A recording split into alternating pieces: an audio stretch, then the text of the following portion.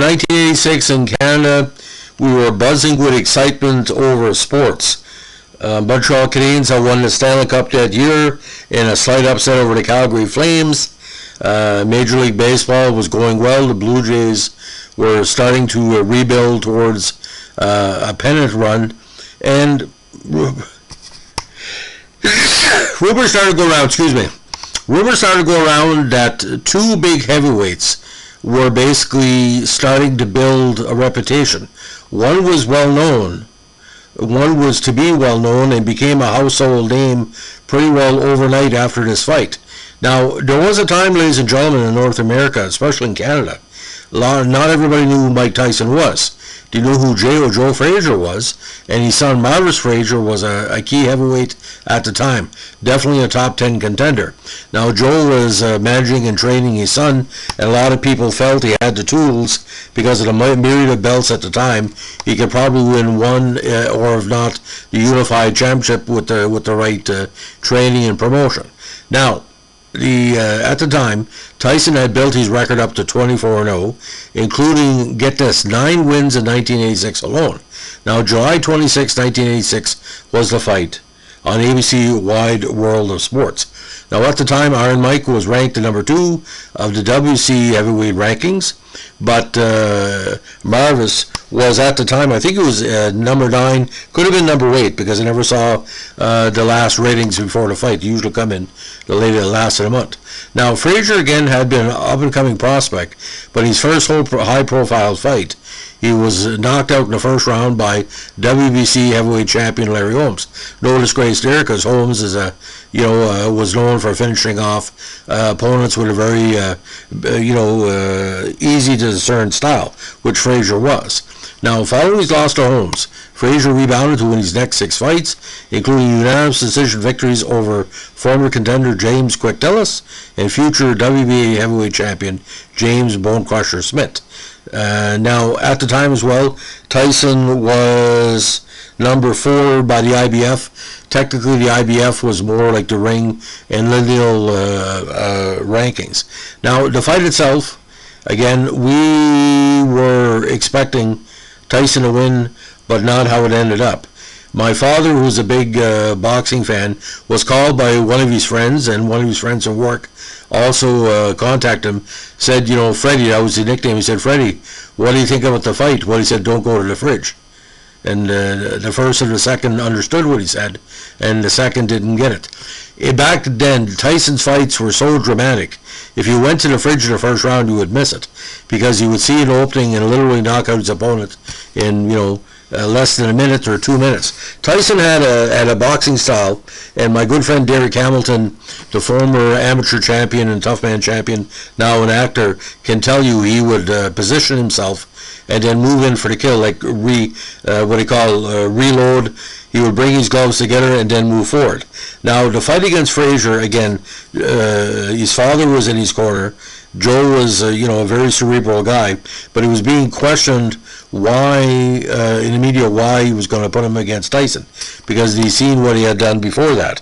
Now, the fight almost ended as soon as it began. Now, when the bell rang, you knew trouble was going to happen. The fans were on edge. Tyson quickly had Frazier on defensive.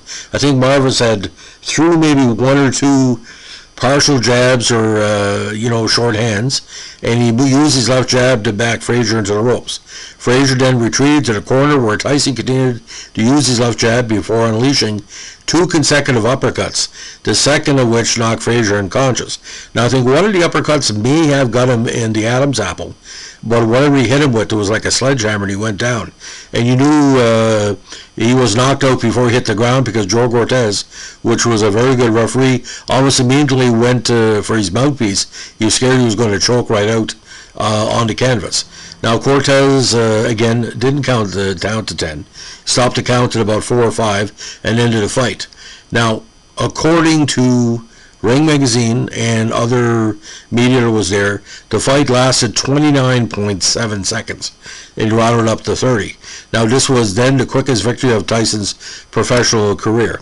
Now, Marvis Frazier, God bless him, he tried his best in the fight, but there was no way in the world that somebody was going to stop stop Mike Tyson in his route to the heavyweight championships. Now, Frazier, actually that was his only loss after Larry Holmes, but Frazier was a strong contender for quite a number of years. After losing to Tyson, he had 3 wins against no-name opponents, but he was never the same. But up until he lost to Tyson again, Bone Crusher Smith, Jose Ribalta, James Quick Tillis, Joe Bugner, James Broad, Guy Casal, and Melvin Epps. So there was some B-level contenders. But with Mike Tyson, my God, ladies and gentlemen, when Customato died, it's almost like the animal was unleashed, and sure enough, he used every physical means in that fight. Now, just to put it in perspective, ladies and gentlemen, we're talking about 1986. He started the year with a winner against David Jaco, Mike Jamison, then Jesse Ferguson, Steve Zowski, James Tellis, Mitch Green, Reggie Gross, William Hosea, Lorenzo Boyd. Then after beating Frazier, Jose Ribalta, Alfonso Ratliff, and then he won the title. So if you were looking at probably one of the best years in the heavyweight division for boxing, he started the year 16-0, and he ended up the year with 12 wins and the WBC championships.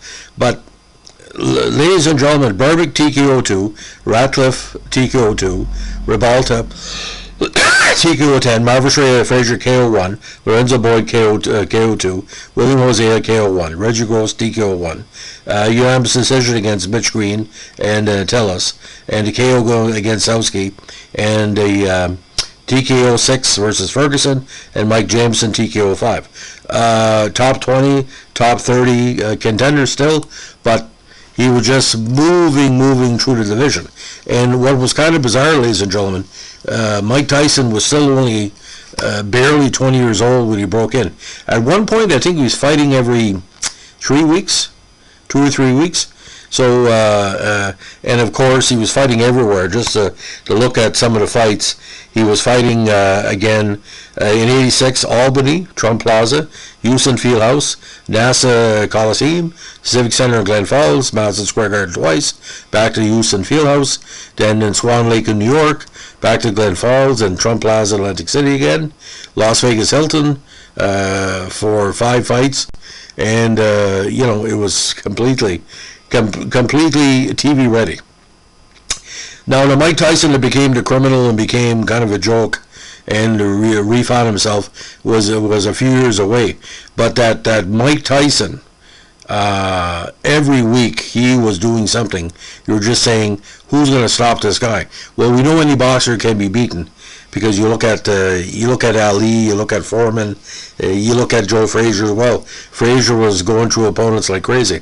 But Mike Tyson, the physicality and the accuracy. See, it wasn't that Tyson was the hardest hitter of all time, top 5 for sure. But if you hit hard and you're accurate, you look at the fight. So what I want you to do, ladies and gentlemen, go on YouTube, see the Marvis Frazier fight, and you tell me how many punches Tyson threw. Maybe 30, 35? How many landed?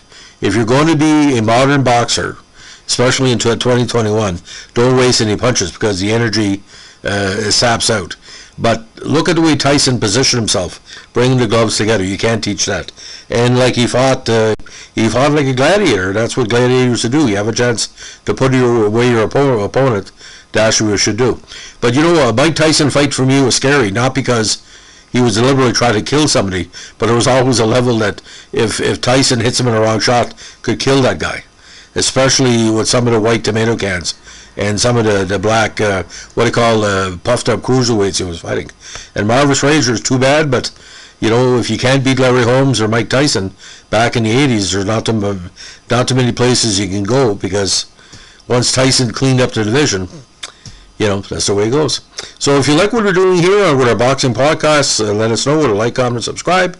And by the way, Joe Frazier's one of Joe Frazier's son is on Big Brother CBS and in Canada and the States this year. Check it out. He has a lot of his father's personality. It doesn't remind me too much about Marvis. He reminds me a lot more of his father. And he's a very proud man and very stand-up guy. Check it out. Thanks for listening.